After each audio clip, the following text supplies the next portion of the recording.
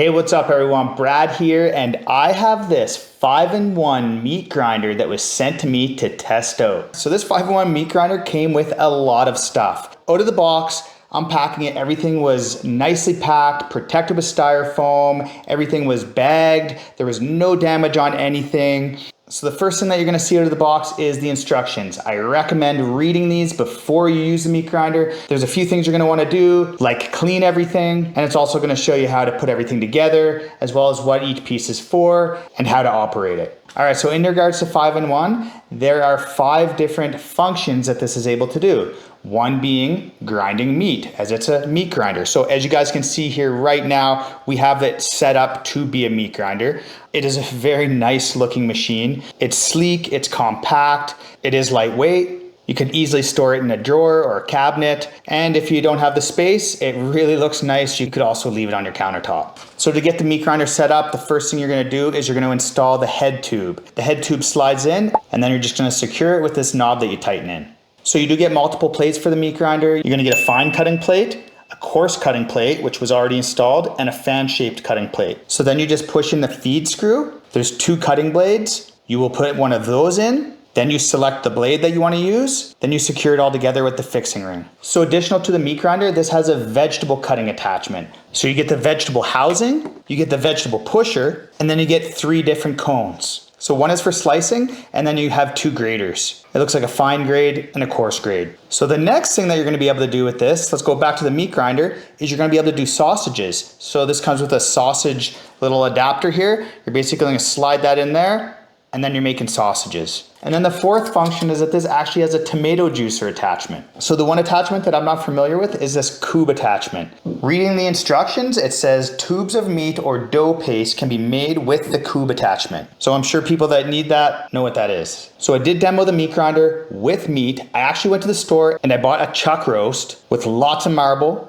I cut it up into cubes and then I stuck it in the freezer. I think I might have put it in the freezer for a little bit too long because when I took it out, they were almost solid blocks. Looking at the back, you have an on and an R, and then you have an on, an O, and an R. When you plug it in, you're gonna wanna make sure it's in the O position. So this chuck roast looked really good.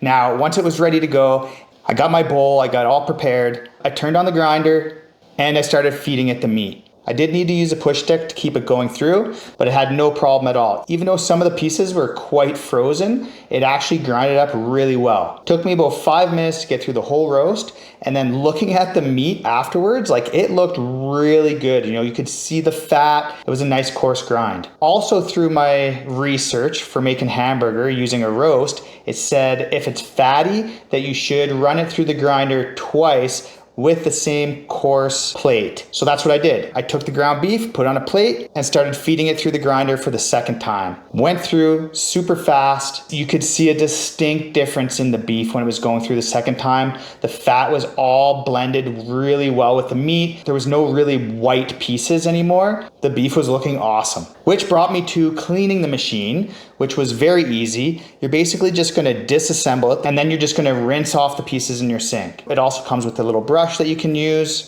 but it really was easy to wash all the pieces, which is a big deal for me. There's nothing worse than having a machine that is really good to use and then it takes you 2 hours to clean. So I really like this. So I made 4 burgers. I have some leftover that I'll probably use for something else. Put them on my grill, and I'm not gonna lie, this was probably the best burger I ever had. I'm not even exaggerating. Like, this burger was so delicious that I don't think I'm gonna be able to buy store-bought hamburger again to make hamburgers. I'm definitely not gonna be able to eat frozen burgers anymore. Like, these were unreal. 2 thumbs up for the meat grinder portion on this. Now, the other accessory that I tried out was the vegetable adapter. So my boys love carrots, so I actually ran a carrot through this and it made like little carrot chips. It turns out that my kids absolutely loved eating them like this. They ate this whole bowl that I made in like less than 5 minutes. So I will definitely be using that feature again. Now, I didn't use the grading options on that, but I'm assuming that you could grade some carrots, you know, for a salad,